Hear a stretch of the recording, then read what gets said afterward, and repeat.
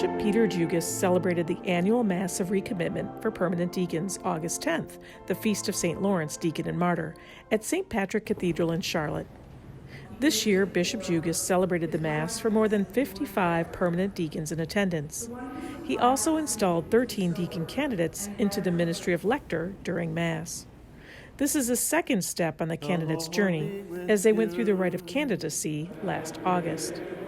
The 13 deacon candidates all presented themselves before Bishop Jugas when their names were called during Mass. The Lord gives us the joy this day of witnessing our brother deacons affirm the promises of their ordination and our deacon candidates being instituted into the ministry of Lector.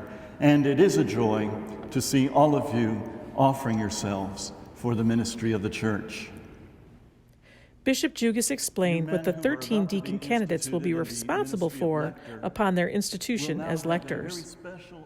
You, therefore, are placing yourselves and your voices at the service of God to communicate His word, His message of salvation to His people.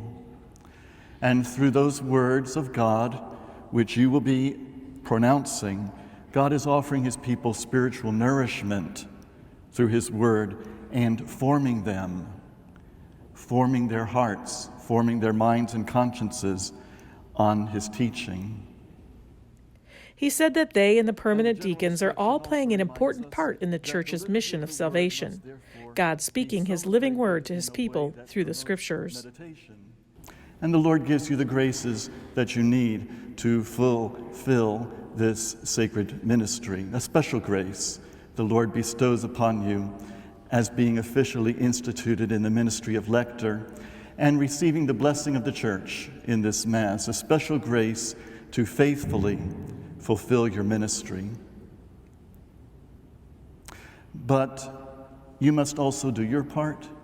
You must also cultivate that grace which is offered to you, cultivating that grace through your prayer and through an intimate friendship with Jesus, so that you grow in holiness as you exercise your ministry.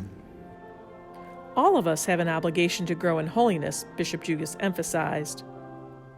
You must deny yourself to follow Him. You must die to self to follow Him.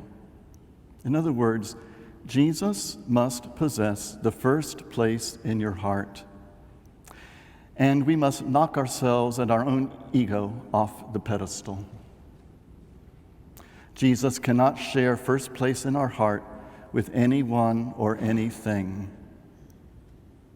You must die to yourself.